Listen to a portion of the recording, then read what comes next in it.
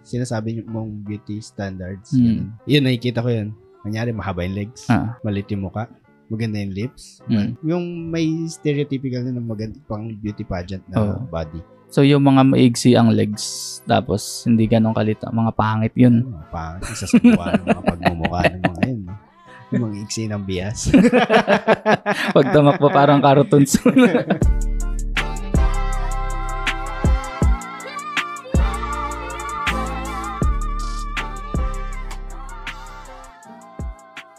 Hello?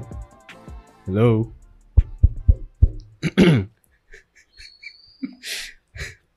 Podcast Network Asia. Network Asia. Hello, kumusta kayong lahat? Ako nga pala si Raf. At ako naman si CS. Pareho kaming mga aspiring stand-up comics or stand-up comedian from Manila. At ito ang... Norem Podcast, pare. Yeah. Norem pa tayo dyan? Norem, pare. Never tayo nawala. Yeah. Hello, kamusta? Hi. Ako medyo sabaw-sabaw. Yeah. Bakit sabaw? First day kasi ng training ko sa bagong work. Tapos, parang wala akong natutunan. Feeling ko wala.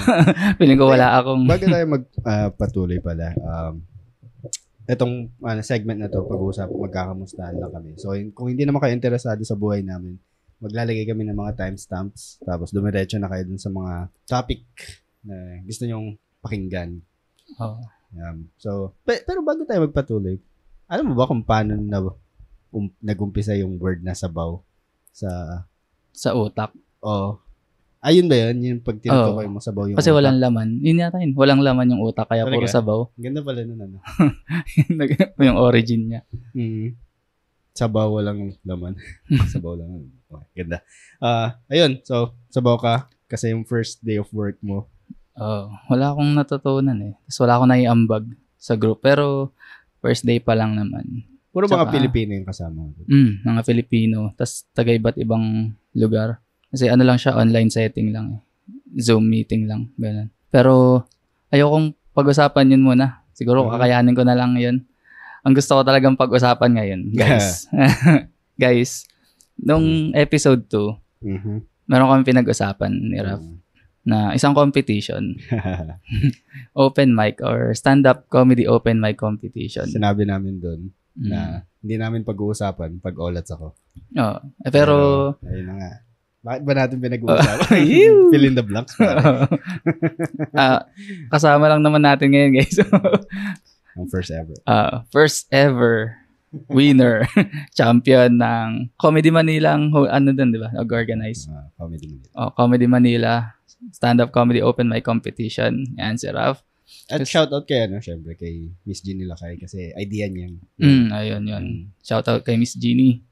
At ayun, kumusta ang pakiramdam? Actually, nanood kami noon, napanood namin si Raf, pero gusto ko pa rin malaman yung, nakaget over, Oo, humupa na yung comedy high. Pero ang tagal. Pa tayo uminom pa tayo ng konti. Tapos pag-uwi ko bali nung Sabado, ikwento ko na lang kayang pinakauna, no? Sige. So, nung May 24, sumalik ako sa semis. Tapos, awa ng Diyos. Charot. Awa ng Diyos. Ang kala ko ba? So, ayun. Swinerte nung first leg. So, nakapasok ako sa finals. Tapos, nung nalaman ko na pasok na ako sa finals, kinabahan ako kasi yung challenge na mag 10 minutes na set, never ko ginawa yun. Never ko pa nagawa yun. Pero tapos, tingin ko may konti excitement din kasi challenge. Pero tingin ko hindi swerte yun kasi kilala ka namin, alam namin pinaghandaan mo yun. So, deserve mo yan, pre. Alam ko naman deserve ko, pero ayoko hirap sabihin swerte kasi alam ko namang ginalingan ko. Alam ko namang gusto ko. Ayun, sa finals. Ano bang ginawa mong na preparation? Anong kakaiba compared dun sa first 5 minutes yan, di ba? Yung first. Yung una, inisip ko, pagsasamahin ko lang lahat ng material na alam kong gumagana on stage. Tapos nung Wednesday na-realize ko na kailangan, mahalaga pala yung arrangement ng mga jokes. Tapos, kung naalala mo, pinag-usapan natin nung huli, na-realize ko yung kapangyarihan ng callback. Ang ganda nga. Ang ganda ng pagkaka-set up ng mga callback.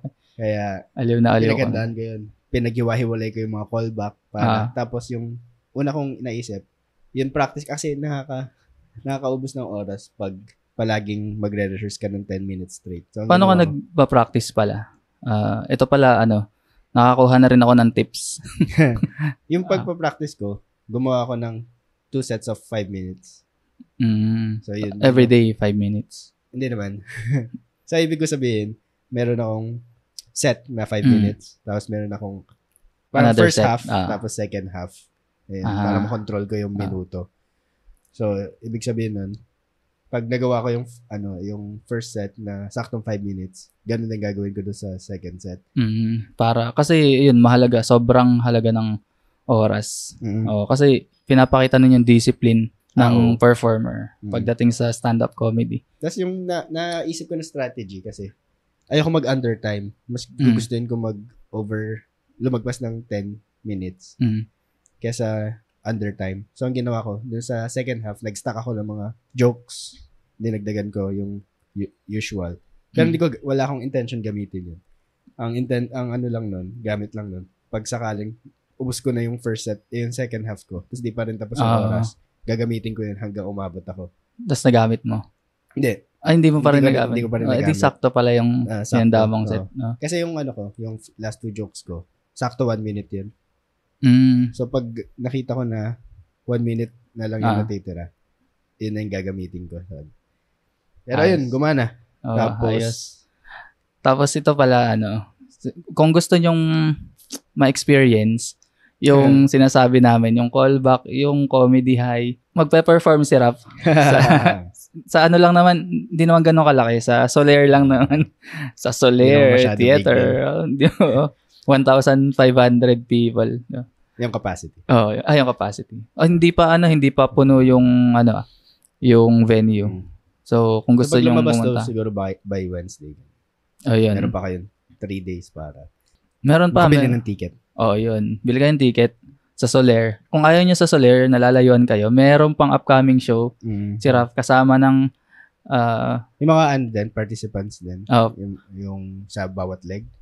Pero parang medyo madami kami dun 12 ata. Madami kami. 6, mga ganun. So baka yung 4, 8, 12. O ba yung yung top 4 bawat leg. Top 4 bawat leg.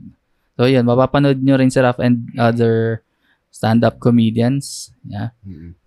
Sa Wicked Dogs ba yun? Sa Wicked Dogs. Yun. Sa May 27. Tapos yun din, yung sa pagsiset. Gusto ko ikwento doon. Nung nandun ako, wala akong kaba. Actually, pati yung nasa bahay, wala akong kaba ng palis. Hindi katulad nung sa semis na sobra yung kaba na hindi ako mapakali. Yung sa finals, hindi parehong kaba. Tapos may may excitement. Tapos sobrang daming tao. Yun sa Wicked Dogs. Yun sa bar na pinag-performan. Parang yun na nga yung bahay ng Comedy Manila. Sa BGC. Nakaka-excite kasi sobrang daming tao. Tapos pang 5 ako. As in, walang nakikita kaba? ko, nagkikill yung mga, sabi ko, kung natatawa sila sa mga jokes ng mga kasama ko, sana matawad din sila sa akin.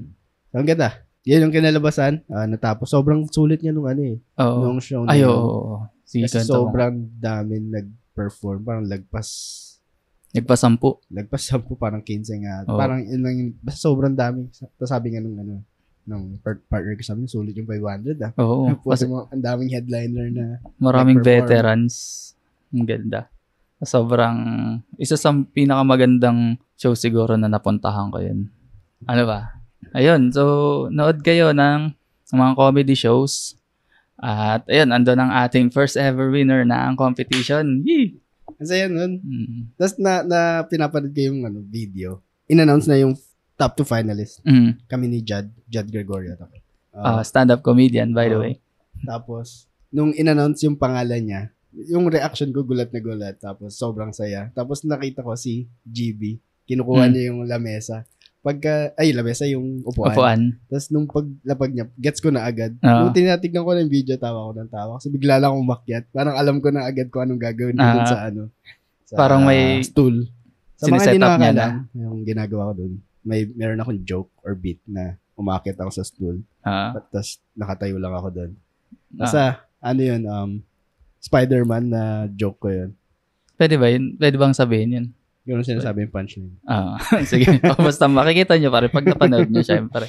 So, yun. Ikaw pare, kumusta? Ako, sobrang excited ako sa mga mangyayari. Kasi sana magtuloy-tuloy na to. Kasi sobrang gusto ko to eh. Tsaka syempre, nanalo ka, meron ng mga, mag-open na ng mga doors yan. Sana. Tama yun. So, yun, congrats na agad. Hindi ko itatanggi na gusto ko yan. Pero, ayun. Ikaw, anong nangyari sa'yo the whole 1 week na wala kang work? Wala. Nasa bahay lang ako. Nakapag-open mic ka naman Nakabalik ka. Isang beses. Yun. Oo, nakapag-open mic ako Monday night. Tapos, pero yung week na yun, parang sobrang dami din kasing shows nung week na yun. So, isa lang yung open mic na na-attendan ko. Pero ngayong week, hopefully, makasampa. Kung hindi uulan. Kasi, mga open micers, takot sa ulan. Takot sa basa. So, yun lang naman. Nakalimutan ko pala kwento. Nung nagre-rehearse ako, sabi ko one last rehearse ako sa Cinema 76 every Tuesday yun. Pumunta ako dun. Tapos binigyan kaming mga finalists ng 10 minutes. Hindi ko natapos yung 10 minutes. Tapos kinakabahan na ako. Mabubuo kaya itong 10 minutes. Nakailang minutes ka dun? Saan ba? Sa cinema. 9. Hindi umabot. Hindi umabot ng 9:30. At least 9:30 kasi yun. Pero at least, di ba? Pero stig nun, nung yung sa mga callback. Palagi ko nang gagawin yun. Palagi na akong proactive na ako mag-iisip na kunyari, nabitawan ko yung isang punchline. Proactive na ako magsusulat ng pang callback doon. Kasi ang ganda eh. Maganda. Hindi, pero ang mga callback mo kasi, yung pumapasok siya sa mga unexpected na na part. So, ang ganda. Yung favorite part ko ng pagsusulat siguro, yung pagbibuild ng tension. Tapos, mapapatanong. Yung mga plot twist. Ano kayong sasabihin nito? Tapos, pag dinify expectation mo, tapos nakakatawa. Sobrang enjoy, tapos worth it. Yung Tapos, ang ganda nung mga, kumbaga yung sa pagsusulat ng joke, halimbawa, nasa Facebook naman, yung sa biglaan lang. Na, yung ayaw ka banding, yung sinasabi ko na ayaw ka banding. Nung una ko sinabi yan sa sa girlfriend ko, sabi niya, may hugot yung mga ganun. Kasi marami makaka-relate. Isa pa yun sa mga nakakatawa. Pag maraming nakarelate dun sa sinabi mo, tatawanan ka nila. Okay, excited. Tapos ikaw, di ba, nakapag open mic ka. Parang over Zoom ka pa eh. Nakita ko. Ayun, nagsabado. Meron din palang, bukod sa open mic na live, meron mga online open mics. Ayan, Sabado de Bomba. Sa Zoom lang siya. Ayun, din ako. Nakapag Sabado de Bomba din ako. Okay din. Nakapagpahinga ka ba? Yung buong linggo na yun. Nakapagpahinga ako. Nag-podcast lang tayo. Nagiinom pa tayo. Nagiinom. Ayun lang naman. Ilan ba ang kamustahan natin? Baka ikaw may gusto pang i-share. Parang marami. Parang di naman masyado nanood. Walang pinanood. Ang hirap ako magbasa ngayon. Ano pa ba? Yan. Siguro nakita ko marami tayong topic eh. So, marami kaming pag-uusapan ngayon. Unahan natin sa ewan ko napanood mo. Pero sabi mo naman kanina, napanood mo na to. Yung 2 vloggers na muntik na. Actually, nakasuhan sila eh. Kinasuhan na sila. Kasi anong nangyari? Sa mga hindi nakakalam, or kung sa mga nakakalam, sige, kwento ko na rin. Yung Tokomi Brothers ng prank na mga ngidnap. Yun ba talaga yung niche nila? Yung ginagawa nilang videos palaging prank? Yung mga ganun bagay. Yun yung content nila? Hindi. Ang Tokomi Brothers kasi, base sa mga nakikita ko, hindi ako followers na, pero yung mga nasi-share lang sa newsfeed ko, parang china-challenge sila ng mga followers. Kung anong gagawin? Oo. May ba magko-comment sila na Ang napanood ko yung maganda, natuwa ako eh. Yung sumama sila dun sa opening ng isang store. Tapos nakikain sila. Hindi naman sila invited. Yung mga ganun, okay. Pero kasi itong nakaraan, yung pangingidnap, masyado ng parang hindi na maganda. Pero mo, kunwari may kikidnapin ka. Yun, alarming na siya sa public. Tapos, ayun, may police pala. Police pa talaga? Police talaga. Police talaga. Investigador siya. So, yung sinasabi niya na video, merong 2 YouTuber na gumawa sila ng prank video na meron silang kikidnapin. Pero yung kikidnapin nila, kakilala nila yun. Gusto lang nila makita yung reaction ng mga tao sa paligid. So, yung sobrang kagustuhan nila malaman yung reaction ng mga tao sa paligid, ayun, nakuha nila. Hindi nila alam may police din. What are the odds na may off-duty na police, no? Na ready sa bakbakan. Oo.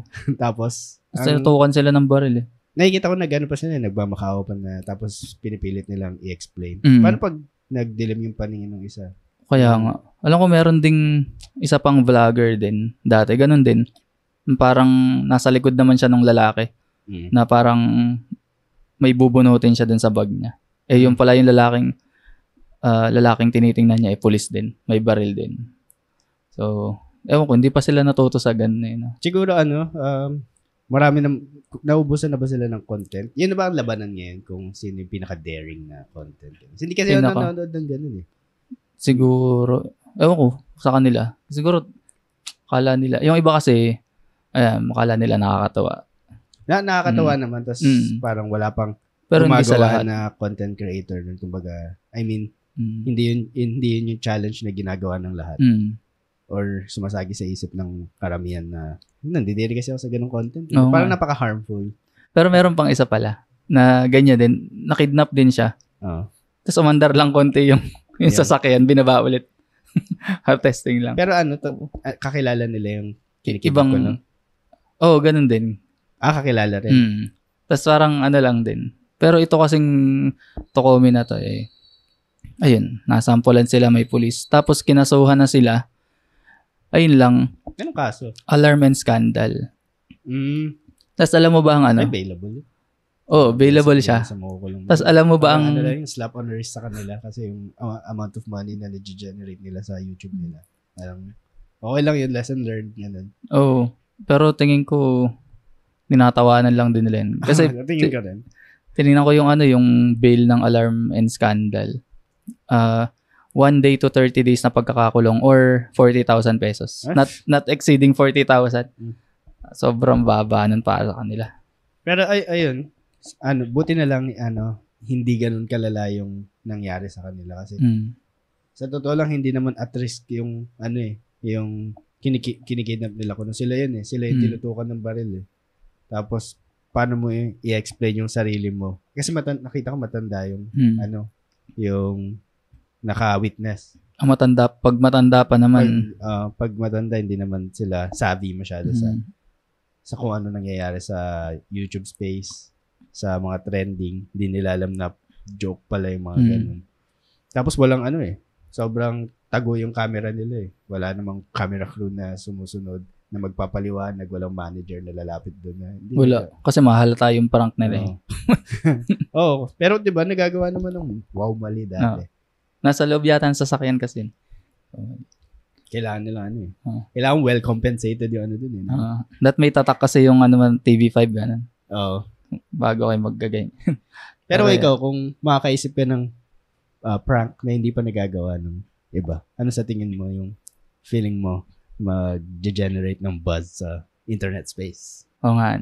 Siguro yung kunwari nagsashave ako sa gilid. With foil. Hindi, pero yun May yun, parang paraphernalia yata yung mga ganun Kalokohan pa rin yun. Ayoko din yan. Gusto ko yung hindi ko gusto pala. Napanood ko lang, naalala ko lang bigla na may sa States to yung may nag-aalok. Yung prank nila, would you like some Coke? Gumagano sa mga passerby.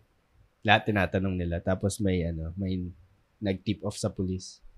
Tapos nilapitan sila ng police. Ng mga police. Tapos tinatanong pala, would you like some Coke? Tapos pagbukas nila ng trunk ng sasakyan, Coca-Cola. Pero ang arte nila para silang seller ng drugs ganun. Nasa sulok ganun. Ganun nga yung yung pag-ambag set up nila. Tapos ayun din parang kung isipin mo, ang dami ng pulis Kumbaga, anong gagawin kaya ng mga to? Hulin ba sila ganun? Parang napaka-misleading yung ginawa nila. Pero parang mas okay yun kesa dun sa biglang may lumabas sa van na nakatakip yung muka tapos may hihilain. Siyempre may mga tao, may mga mag-video. Tsaka kung ako din nandun matatakot din ako Pero ako pag may ganun nangyari sa harapan ko, wala akong gagawin. What do you mean walang gagawin? Tititigan mo lang? Tititigan ko lang. Siyempre baka Kasi madamay ka. Baka madamay pa ako, baka manakbo pa ako. Malay mo, Masyado totoo. akong duwag para sa mga ganyan. Sabihin mo prank lang yan eh. Oo, no? Oo, Ay, hindi. tapos sinama ka pala. Isipin mo kung paano Sinama kung hindi ka. na pala prank, tapos Mm. iniisip ng mga tao, prank pa rin. Oo. Tapos wala na nag-step up or nag-step in pala. Kasi prank yan para sa YouTube yan. Pero Oo. nangyayari na pala. Pero totoo na pala. Isa din yun. Parang ano bang tawag sa ganun? Nakalimutan ko na rin. Parang The Boy Who Cried Wolf ang mangyayari. Na lagi na lang ginagawa ganito. Tapos hanggang sa totoo na pala, wala nang Oo, naniniwala. Yun yung danger nun, no? Nung ganong klaseng content. So, yun. Sana maging, ano ba? Lesson. Yun, lesson. Isiping mabuti yung mga gagawing Siya, prank. madami pang content dyan. Kung wala kayong maisip, Hindi nyo kalma kaya. muna. Kalma na muna. Mag-Minecraft muna. Oh, yun Mobile Legends content muna kayo. Nakapag-prank ka na ba sa buhay mo? Prank. High school, ganyan. Parang hindi pa. Hindi pa. Siguro yung mga text lang, ganun. Text prank. Oo, yung ganun. Pero yung, wala talagang maalala. Kasi yung prank ba yung biglang huhubaran sa, pag may mga tao, ganun, bababa yung shorts. Prank ba yun? Oo, yeah. Sige, yun. Yun yung mga prank namin dati, yung ibababa yung. Lalo na pag PE day, punta na yung jogging, ano pa tawag doon, diba? Jogging pants. Jogging pants. Yung pang PE day. Ang daling i-slide nun eh. Parang siguro Salbahe. elementary pa ako. Hanggang high school, ginagawa na namin yun kasi wala, ang daling hilain eh. Oo, walang belt. Walang belt. Hindi pa uso boxers. Pero Uso na naalala ba? ko tuloy yun. Yun yung favorite ko na na araw. Kasi sobrang komportable ng t-shirt tsaka jogging pants lang. Ikaw yung ginano, no? Ikaw yung nanggagano. Nagkagano lang kami lahat nun. Ay, lahat. Tapos pag bata, di ba, naka-brief lang. Kasi pag high school, naka-boxer ka naman. Parang ready ka na sa kahit anong mangyari nun. Pag high school, naka-brief ka na, naka-boxer ka pa. Buti walang ano naka-pants yun. pa. Siguro kung ano yung ginawa yun. Ano yun? HR. Sa trabaho na pala. Ayun lang naman. Sana maging responsible content creators tayo. Kasi ako nanonood ng pranks eh. Actually, yung mga ganong klaseng sa YouTube, halimbawa yung mga prank, ganun. Pag may napapadpad na ganun sa newsfeed ko, binablock ko yung kumbaga block this creator, ganun. Kapag di mo gusto. Tapos mapipick up na yun ng algorithm na hindi ka nanonood ng prank hindi bibigay sa'yo, hindi sa-serve sa'yo yung ganong klaseng content. Medyo particular kasi ako sa YouTube, pagdating sa YouTube. Ayoko nagsasayang masyado ng oras doon. So pag binuksan mo yung PC ko, pag bukas mo ng youtube.com, blanco. Tapos, ang makikita ko lang yung mga pinagsusubscribean ko na pinagkukuhanan ko ng motivation. Yung mga ganun. Ayos yun. Ayos ba yun, pare? Ayos yun. Hindi ko pa rin ma-figure out yung ginagawa. Pero, tingin ko, hindi naman kasi ako masyado sa YouTube. Talaga? Buti ka pa. Ayun, Facebook pa rin. Doon ako nakakuha ng mga pwede nating pag-usapan sa mga session natin eh. Tulad na lang nung ano ba nga ba yan? Sa Miss Universe. Ay, sa Miss Philippines Earth. Miss Earth? Oh, Miss Earth. Ay, hindi ba yung international? Hindi pa. Miss Philippines Earth. Kung hindi ako nagkakamali. Ang dami ng pageant ngayon. Miss International, Miss Intercontinental. Miss, meron pang Hispanic something. Dito yan, sa Pilipinas? Hindi yata. Hindi ko rin sure. Basta parang naririnig ko lang. Miss Earth Philippines. Miss Earth Philippines. Parang walang sense yun. Miss Earth Philippines. Tapos Philippines. Hindi, kasi siya parang elimination para sa para maging Miss Earth siya. Kumbaga, ang mananalo doon magiging pambato ng Philippines sa Miss Earth. So, ano nangyari dun sa kanya? Ayun. Teka, babasahin ko lang yung Ito ay post ni La Cruiser P. Relativo. Meron siyang blue badge ng Facebook. Tayo mahalaga yan. Verified siya. Yung authenticity ng sinasabi niya, kailangan may blue checkmark. Ibig sabihin, siya. Legit. Build up na yung profile niya. Legit opinionated. Tapos, nasa picture si Miss Earth Pangasinan. Miss Pangasinan na nakasuot ng swimwear. Tapos, ano bang masasabi mo dito sa suot niya? Beta nga. Mabango. Suot ng contestant na to, yung malapit yung kulay ng swimsuit niya. So, naka-one piece siya. Nakangiti. Tapos, yung kulay, parang skin color yung ano, Skin tone. skin tone yung one piece niya. So parang nagbe-blend sa katawan niya. Parang siya nakaubad. Tapos dun sa pinaka lower region, mga 2 inches na lang yata. kita yung dalawang linya ng singit niya.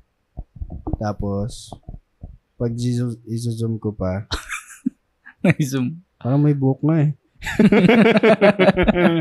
So, ayun. Sobrang liit lang ng space siguro or yung nakaalat na Tela. para dun sa kanyang lower region. So, ayun. Ako na kayo magbasa. Sige. Hindi ito na sa akin eh. This is too much Miss Philippines Earth, sabi ni La Cruiser Relativo.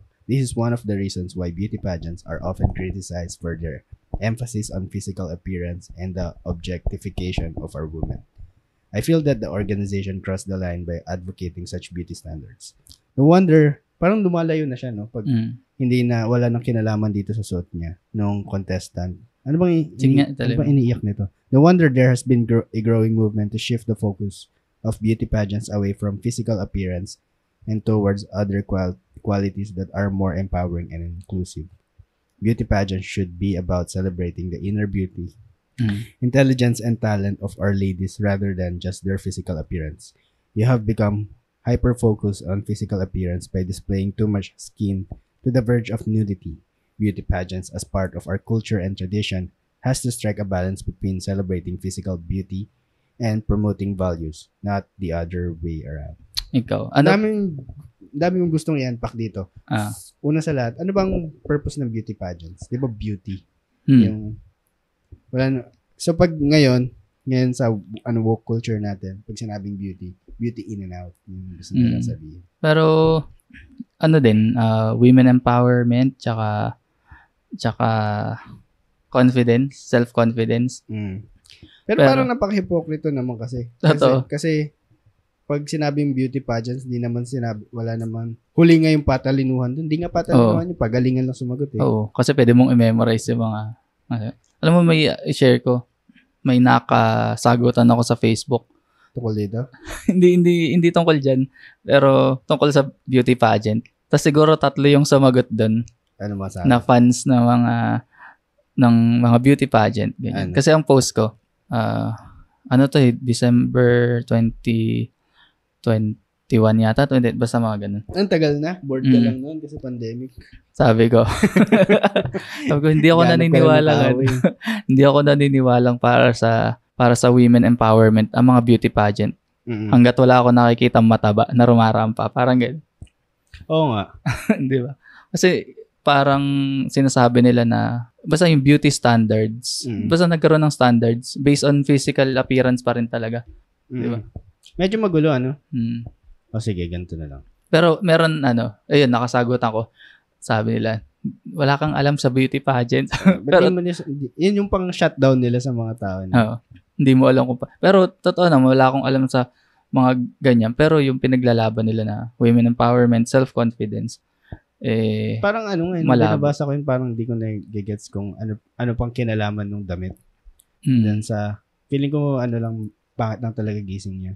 Kaya nag-run siya ng ganyan. Pero para sa akin yung beauty pageant, una-una sa lahat, dapat yung panlabas mo na itsura kasi feeling ko, kaya nga nila stinart yung pageant. At saka kaya may mga judges.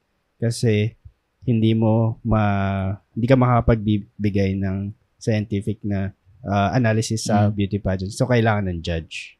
So, yung mga judge na yun, mga tao din na may sarili mga beauty preferences.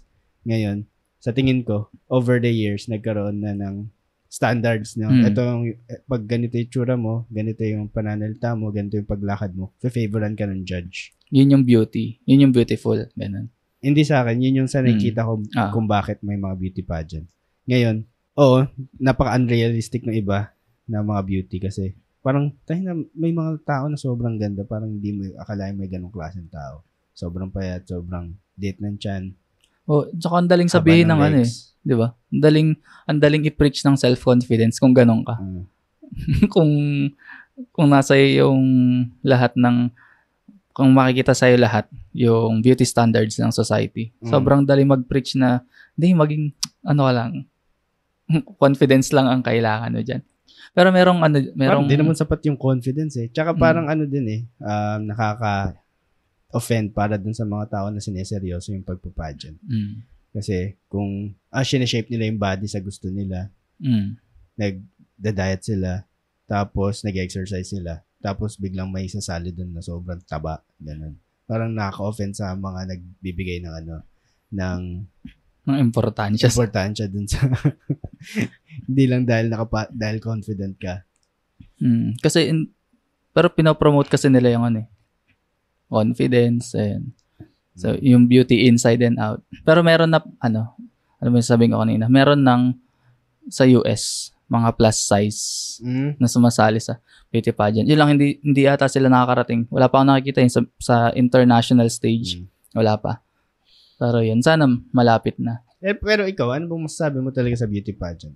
Kasi kaya ako ganito magsalita, kaya harsh ako magsalita kasi wala akong paki. Wala akong paki sa beauty pageant. Wala, yun din. Parang imbes na parang taliwas sa naipopromote na confidence, beauty inside and out, yung mga pinipiling sumali. At least para sa akin. Pero sino favorite mo ever? No? Yung kasi at some point, pag tinitignan mo yung mga gandang babae, parang magkakamukha sila para sa akin eh. Tapos yun din, yung sinasabi mong beauty standards, ngayon. Yun, nakikita ko yun. Parang kanyari, mahaba yung legs. Malit yung mukha. Maganda yung lips. Yung mga ganun, yung may stereotypical na pang beauty pageant na body. So, yung mga maigsi ang legs, tapos hindi ganun kalita, mga pangit yun. Mga pangit. Sasabuan ng mga pagmumukha ng mga yun. Yung mga iksi ng bias. Pag tumakbo parang cartoons. Obviously, nagja-joke kami. Stand-up comedian, remember. Tsaka nagbabanter kami. Magkaiyakin po tayo naman. Gusto ko yung ganito yung may imaginary haters tayo. 8 na nga lang yung nakikinig sa podcast, diba? Pero kung isingit ko dun sa bagay na kahiligan ko, which is MMA. Halimbawa, yung mga individuals na nag-training buong buhay nila, nag-practice sila ng martial arts, tapos pagdating nila sa top, biglang papasalahin yung sobrang taas ng confidence na sobrang obese. Diba parang sampal sa mukha nila mga nag-training ng buong buhay nila. Pero yung isa nakasali kasi confident siya. Mga ganun. Pero hindi. Pero ang labanan kasi dun, yung martial arts pa rin talaga. Oo nga. Pwede kayo mag-umpugan dun. Hindi, ang ibig sabihin, parang nakaka-offend dun sa mga nagseseryoso dun sa art form ng pageantry.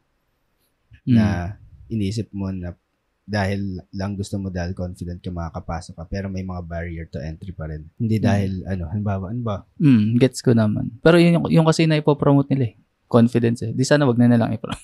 Hindi, na lang. Free for all na lang. Dapat gano'n na lang. Ang beauty pageant. Beauty inside and out. Tapos dapat wala na ring plus size. Dapat magkakasama na sila lahat. Parang wala na ring trans. Lahat magkakasama sila kasi trans women are women. Pare, naniniwala ka ba? Hindi. Ha? Ako, pare. Hindi ako cancel dito. Alam mo? Pag mga ganyan topic, mag-agree tayo. Hindi. Hindi, pero trans women are women, pare. Hindi, kahit trans mas malaki women kahit mas malaki yung utan nila, women sila, pare. Ay, nako. Sige, subukan nga natin pag-usapan kung hanggang sa pag-usapan natin yung trans. Hanggang sa kaya natin. Sige. So, ano na sa pag-usapan? Ako, naniniwala ako na trans women are trans women. Ibang gender, ganun. Ang gender, di ba, yun yung biology? Yung siya, yung role yata. Yung role mo sa society. Sex. Sex yung so yung sex. Kung yung gender kahit anong gusto mong maging. Pwede. Yung role mo kahit sa kung ano yung i-claim mo, sasabihin mo ako, nag-identify ako bilang lamesa, ganun. Okay lang yun. Kung yun nagpapasaya sa'yo, okay lang yun. Ngayon, pagdating sa sexing biology mismo, yun yung may male at female genitalia lang. Ganun. Anong tawag doon? Hindi hormones Basta chromosomes. Ang pagkakaintindi ko naman. May mga chromosomes ka ng XO. May pinanood akong documentary tungkol dyan. Tapos yung question lang, what is a woman? Tapos lahat ano siya, journalist talaga siya. Sobrang ganda nun eh. Kasi 1 hour and 30 minutes, tapos lahat ng professionals kinausap niya, yung mga trans kinausap niya. Tapos, walang nakapagbigay kung what is a woman. Talaga? Yan yung sagot niya. Walang makasagot. Kumbaga, nasa stock up sila kasi, ano nga ba talaga ang woman? Yung mga liberal type of opinion, sinasabi na, woman ka pag na-feel mo woman ka. Pero it doesn't say anything. Kumbaga, napaka-big. A woman is a woman kasi woman siya. Parang ganun. Parang hindi masatisfy yung, hindi niya makuha yung gusto niyang sagot. Kahit hindi niya gustong sagot eh. Kahit yung ano lang ba. Yung knowledge na gusto. Pero may napanood din ako na ganyan na ang mga women daw ay yung mga may kakayahan na mabuntis at mag-anak. Yan, niwala kang ganun. Tapos ang argument ng isa, paano yung mga may matres pero hindi makapag-produce ng baby? Parang may problema sa ganyan. Pero kasi designed sila. Kahit nagkaroon lang sila ng sakit pero designed sila to bear baby. Pero parang parang kinontradict mo yung sinabi mo rin eh. Hindi, parang siya. Kinontradict mo din agad. Sabi mo ang babae yung kayang may kakayahan na magbuntis. Or hindi, designed. Parang ganun ang gusto niya sabihin. Designed to have a baby. Tapos sabi ng isa, paano yung mga ibang walang kakayahan? Tapos na-compare niya din sa ibang mga taong may sakit. Halimbawa, yung may putol na kamay. May PCOS. Yeah? May PCOS. Hindi makapagbuntis. Yung ibang putol lang kamay, ganyan. Yung kapag, di ba yung tao, you can be identified as a human. Parang normal sa tao magkaroon 2 kamay, 2 paa, ganyan. So, ibig sabihin human ka. Regardless, parang nagkaroon ka lang ng kapansanan or kapintasan, kaya nagkulang or hindi ka or wala kang isang kamay. Parang ganun sa woman. Pinanganak ka na may matres, designed ka na magbuntis, mag-anak.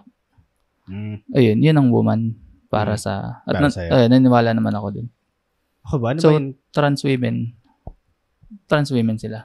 Sa totoo lang, yun din, katulad dun sa pageant, nahuhulog yung trans na usapin sa bucket na wala akong pake talaga. Pero nagkakaroon ako ng issue dyan pag nadadama yung sports. Kasi genetically mas malakas yung lalaki. Lalaki. Totoo naman, di ba? Totoo. Ngayon, pag nag-identify ka as trans woman, pwede ka sumali sa sports na sa woman. Kumbaga, mag-identify ka as woman, lalaban ka sa sports as woman. Parang napakalaking disadvantage yun. Advantage yun. Bilang ikaw. Kasi, may mga ganun eh. Isipin mo si LeBron James nag-identify as woman tapos sumali sa WNBA. Tapos yung score niya 500 per game. 500. Tapos pag dadakdak siya, may 5 tatalon. Pero kakainin niya pa rin ng mga buhay. Pero diba? Ayun, nagkaka-issue lang. Kasi may mga ganun sa MMA. Yung mga dating lalaki. Tapos nag-identify as woman. So lalaban na. Sumali sa pambabae? Stig nga eh. May napanood daw. Pinayagan? Kasi babae siya eh. Doon ako nagkakaroon ng problema siguro sa mga pangpalakasan. Dahil nagginulpe niya eh. All the same weight class naman sila. Yung strength kasi ng lalaki, iba eh. At scientifically proven naman yun. Tapos yung din, halimbawa, ang pinakamaganda example siguro yung runner. Average runner lang siya nung nasa male siya. Tapos nung lumipas siya sa female, naging record holder siya. Ganun. Nakikita mo, parang kumbaga hindi mo kailangan maging genius para makita na may mali dito. Ganun. Pero syempre, nasa era na tayo na kailangan natin i-take in consideration yung feeling nila at yung feeling nila babae sila. Yun lang talaga. Sports lang yung naiinis ako. Pero kung gusto mo babae ka na. Kung gusto mo maging lamesa, sige, lamesa ka na. Mga ganun. Alam mo yung transable? Alam mo ba yun? Alam mo yung... In-identify niya yung sarili niya na disabled siya. Alam mo, nag-identify ako as champion sa open mic pero wala namang naririnig sa akin. Totoo naman yun. Pero, alam mo, ayun, wala namang tawag dito. Sa akin, no offense, dun sa mga, trans women, na, ina-identify niyo yung self niyo as women. Wala namang dun eh. So, pakiramdam yun eh. Meron bang stupid na batayan, halimbawa? Ako naisip ko, sige, papayag ako na babae ka, basta putulin mo yung titim. Paputol mo yan. Yung paputol mo yan, maniniwala ako. Promise. Yan, okay na sa akin. Kasi tangin na naman, isipin mo, sasabihin mo babae ka, tapos ang laki ng oten mo. Isipin mo kung gaano ka-weird yun. Kaya nga. Kunyari, may kadate ka, babae ka ba talaga? Oo.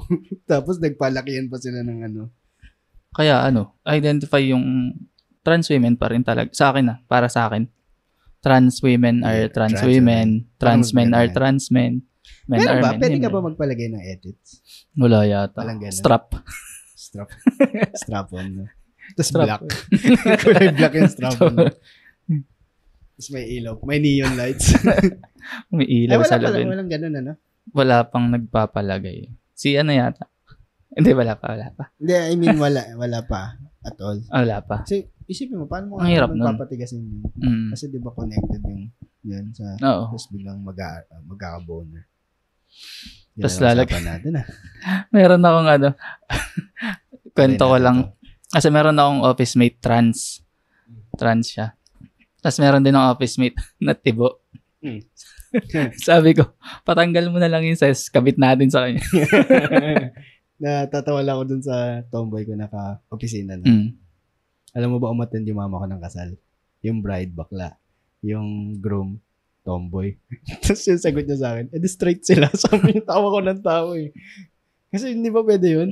Magpapakasal yung kaya nga. Tomboy, tsaka ba? Sabi niya, straight. Sobrang na-weird daw ako sa sagot niya.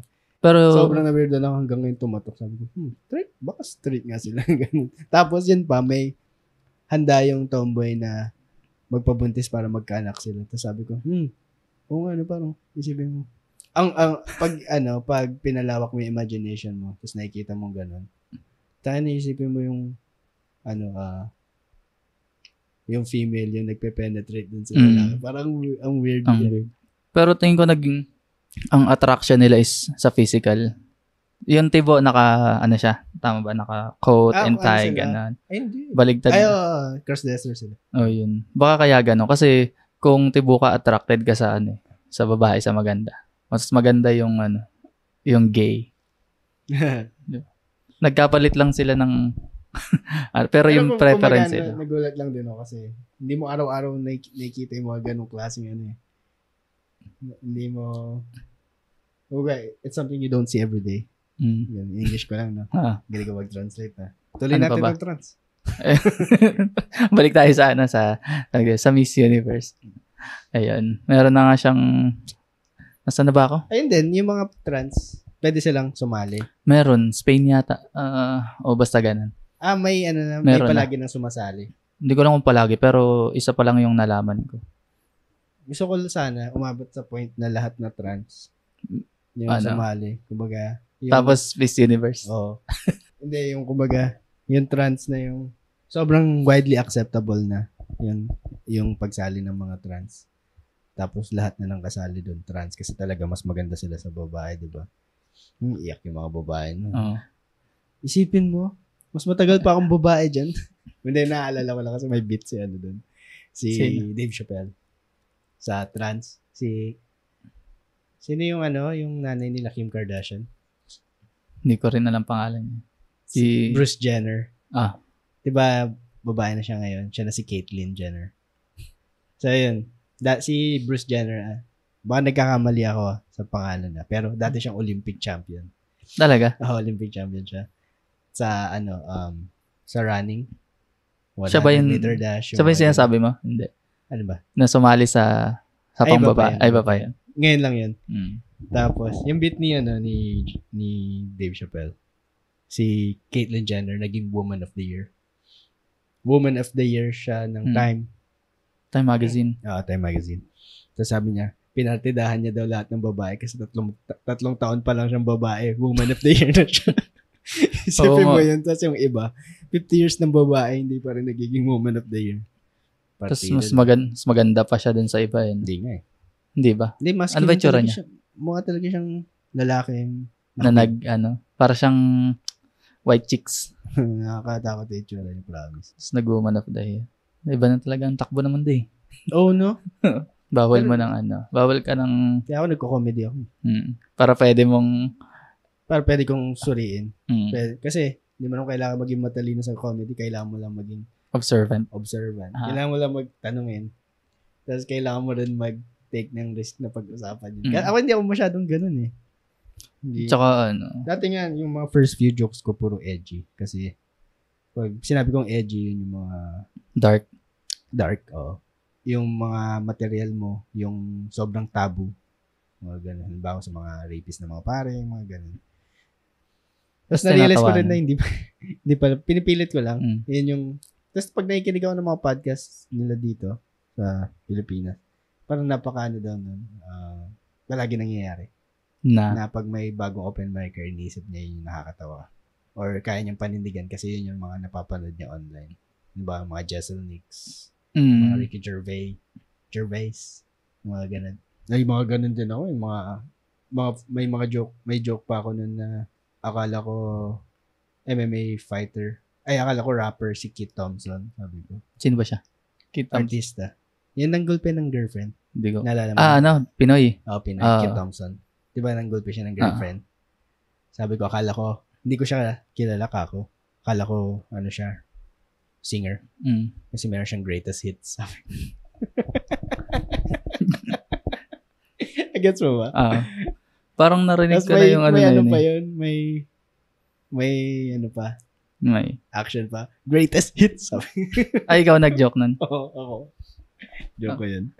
Tapos binitawan ko na kasi parang gusto ko lang makakita ng reaction. Anong naging reaction? Yung groan. Hindi nakakatawa parang. Mas... Kaya nag-stick na lang ako dun sa ngayon, nag-stick ako sa twist. Tsaka mas maganda, ayun, may binabagayan din eh. No? Mas, no? Oo. Ayun, may nagsabi sa akin yung jokes ko daw. Kasi dati for the longest time, wala pa isang taon. Pero yung nito ko lang inabandon yung pagiging deadpan. Meaning? Yung seryoso yung mukha. Tapos yung boses monotonous. Mga ganun. Kasi akala ko, kung nakakatawa ka, the joke will speak for itself. Parang, kung it's good enough. Pero na-realize ko later on na pala, ang sa stand-up, at least dun sa type of comedy na gusto ko, kailangan mo i-sell yung joke. At yung stand-up, in a way, acting siya on stage. So, kung hindi ka committed sa joke mo, tapos deadpan ka lang, hindi makuha ng audience siguro yung vibe mo. Ganun. Bubomba ka palagi. Parang nakakasawa din kasi bumomba eh. Sa tawag dito, nakakawala ng motivation. Oo. Pag walang tumatawa sa jokes. And yun din sinabi ko eh. Sabi ko, sobrang, hindi ko na mabilang kung ilang beses ako kumain ng tae. Kain tae. Pero hindi ako masanay-sanay sa sa feeling na pag walang tumatawa yung embarrassment mo, ang init ng mukha mo, gano'n. May kilala ka bang comedian na as in professional comedian tapos walang tumatawa sa kanya? Meron sa international to Hindi ko maalala kung si Dion Cole yung nagkwento. Basta black siya na comic. Tapos nagkaroon ng recording ng Netflix. Recording para sa Netflix. Stand-up comedy. Tapos bumomba siya dun sa set niya. Lumabas sa Netflix yun? Hindi. Sabi niya, dinidare niya yung Netflix, ilabas niya. Diba? Kasi pag stand-up comedian ka, dapat nakatawa ka. Kaya nga comedy. Or din, meron din mga gabi na nagsama-sama lahat ng introvert para manood ng comedy. Tapos sila yung mga tipo ng mga tao na hindi sila, walang lumalabas na sound pag tumatawa. Mumingiti lang, gano'n. Pero tumatawa sila. Natatawa sila pero yung walang sound. Yung ganito lang pag tumawa sila. Gano'n. Suminga lang. Mga gano'n. May gano'n na eh. Ang daming tao. Isipin mo, okay to, ang daming audience matitest ko talaga yung mga jokes ko. Tapos walang kikibo. Sabay-sabay sila. Malaman mong ganun kasi yung kung ba yung mga jokes mo na alam mong gumagana. Hindi rin gumana. Sabi ko, okay. Naisip ko sabay-sabay sila suminga eh. Lakas. Ay, tawa. Counted Nakangiti yan. naman, pero hindi, wala lang lumalabas na sa. Kakount ka yan. Kakount Pero ka gusto ko yung mga sumisig, yung halakak, yung hindi na iya tumawa. Kasi feeling ko, Diyos ako. Tsaka share ko lang yung nanood kami ng isang show ni James Caraan. Si Ice. Ayun, partner. Sobrang ng tawa niya. Lakas. Lakas talaga. Pansin na pansin siya ng mga comedian. Pagtapos ng show, Kailan to? Return of Batang 90s. Ay, hindi ko alam. Feb ba? Feb yun. Last week ata ng Feb. Ano to lang? After nung Till Alam Death. ko pala kung ano sinasabi. Ayun. Tapos pagtapos ng show, sinasabihan siya ng mga comedians sa Sabi nung isa nag-perform, si Leland, sabi niya, spear point yung tawa mo. Ayun, napapansin talaga nila yung pag may tumatawa. Tsaka naririnig mo saan nanggagaling Kaya ayun. Pag may, isa pa yun pala. Sige, kung gusto niyo manood ng stand-up comedy shows, kung gusto niyo yung itawa niyo lang. Kasi kailangan niya ng mga performers. So, pasadaan natin yung yung huli. Alin? Pag-usapan ba natin yung sa Kasi nasa 1 hour mark. Nasa 1 hour na ba tayo? Nas trans ang mahaba yun, trans. Wala na nakikinig Ah. Hintayin na natin 20, 30 years down the line. Or 5 years down the line. Ganun. Pag may nakapansin na, delete na natin. Gagawa ka to ng clip na puro trans kayo, ha? May nalalaman kayong trans, ha? Tangina nyo. Cancel kayo. Wala ka ng color bago pa mag-umpisa. Parang ang weird din na palagi ka walking on eggshells. Palagi kang natatakot. Hindi, tsaka sinasabi rin, sila din naman huwag niyong i-invalidate ang feelings namin, yung opinion namin. Ako rin, may opinion din ako. So, yun. Ay, tinanong natin. Hindi naman tayo sikat may gusto ko pa ba idagdag dito sa sa usapan Transfield episode natin? Wala na siguro. Feeling ko wala tayong makiklip na nakakatawang part yung umpisa. Subukan na natin. Pipilit natin. So, yung mga katulad ng mga gantong podcast, hindi namin alam kung paano tinatapos. Kaya ganito na lang, bigla na lang mawawala.